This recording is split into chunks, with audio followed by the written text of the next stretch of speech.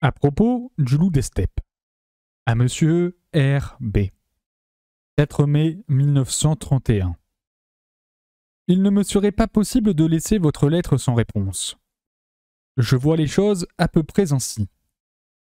Il n'est pas exact de dire que l'on ne peut pas vivre d'après les principes dont je me suis fait le défenseur. Je ne prends fait et cause pour aucune doctrine constituée dont les formules seraient définitives.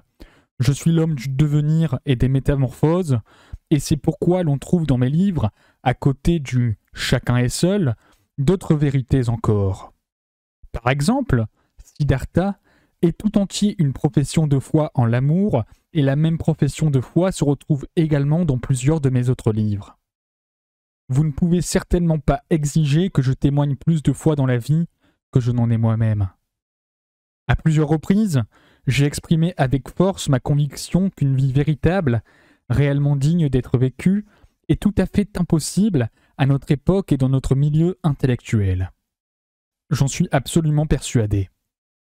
Si malgré tout je suis encore en vie, si notre temps, avec son atmosphère de mensonge, de cupidité, de fanatisme et de barbarie ne m'a pas tué, je le dois à deux circonstances heureuses. D'abord, à l'important héritage d'affinité avec la nature dont je suis le dépositaire. Ensuite, au fait que, si je me pose en accusateur et en adversaire de mon époque, j'arrive malgré tout à rester productif. Sans cela, je ne pourrais pas vivre et, même ainsi, mon existence ressemble souvent à un enfer. Ma position à l'égard du monde actuel ne changera plus beaucoup. Je ne crois pas à notre science, ni à notre politique, ni à notre façon de penser, de croire, de nous divertir. Je ne partage pas un seul des idéaux de notre temps. Mais je ne suis pas pour autant un homme sans foi. Je crois aux lois de l'humanité, vieilles de plusieurs millénaires, et je crois qu'elles survivront à tous les troubles de notre époque. Indiquer la voie dans laquelle on pourrait maintenir les idéaux humains que je tiens pour éternels et, en même temps, croire aux idéaux, aux objectifs, aux côtés rassurants de notre époque, voilà qui m'est impossible. Je n'ai pas non plus la moindre envie de le faire.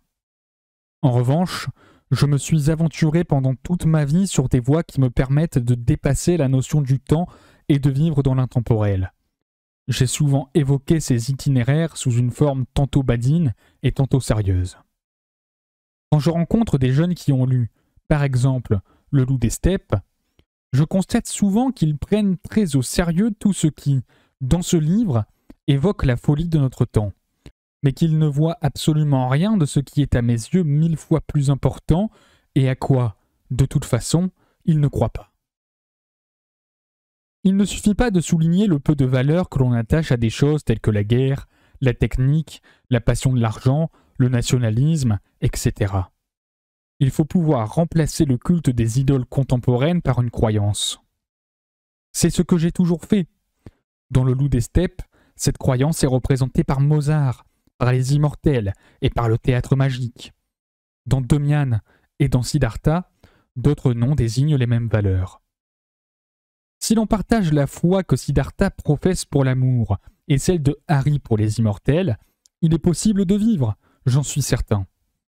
Avec le secours de cette foi, on peut non seulement supporter la vie, mais encore triompher du temps. Je vois que je n'arrive pas à m'exprimer comme il le faudrait. Je suis toujours un peu découragé quand je constate que la vérité à laquelle je crois et qui apparaît distinctement dans mes livres passe inaperçue aux yeux de mes lecteurs.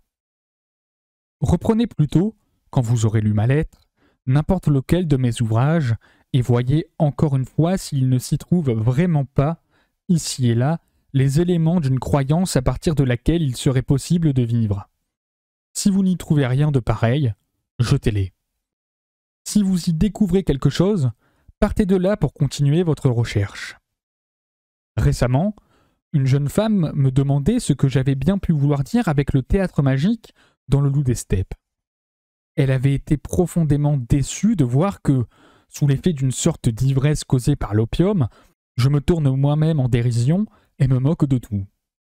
Je lui ai dit qu'elle ferait bien de relire ces pages-là, et, plus exactement, de les relire en sachant que rien de ce que j'ai jamais pu exprimer n'a revêtu à mes yeux un caractère aussi essentiel et aussi sacré que cette évocation du théâtre magique, image et symbole de ce qui pour moi a le plus de valeur et d'importance. Quelque temps après, elle m'écrivit qu'elle avait enfin compris. Je saisis bien le sens de votre question, monsieur B. Et il est tout à fait possible qu'en ce moment, mes livres ne vous conviennent pas le moins du monde. Vous deviez tout d'abord vous en débarrasser et vaincre l'attirance qu'ils ont exercée sur vous. Sur ce point, je ne peux naturellement vous donner aucun conseil. Je peux répondre uniquement de ce que j'ai vécu et écrit, ainsi que de mes contradictions, de mes zigzags et de mon désordre. Ma tâche ne consiste pas à donner aux autres ce qui est objectivement le meilleur, mais à leur donner ce qui m'appartient en propre, ne serait-ce qu'une douleur, qu'une plainte, et à le faire d'une manière aussi pure et aussi sincère que possible. Hermann et Seux.